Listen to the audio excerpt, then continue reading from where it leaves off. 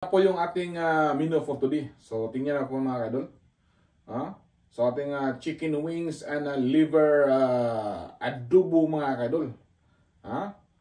So may style mga kaidol sa pagluto ng adobo mga kaidol. So gumagamit tayo ng sweetie powder mga kaidol. So ito patingnan niyo po mga kaidol. So titikman natin mga kaidol kung patok ba yung lasa sa ating niluluto ngayon mga kaidol. Okay, panalo ba? Bismillah.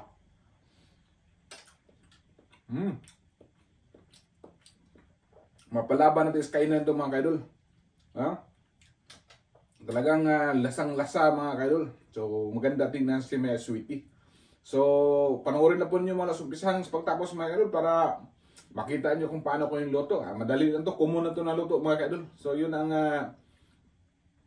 pinaka nauna nating mga paboritong luto sa manok mga kaidol. Thank you for watching. Bye bye.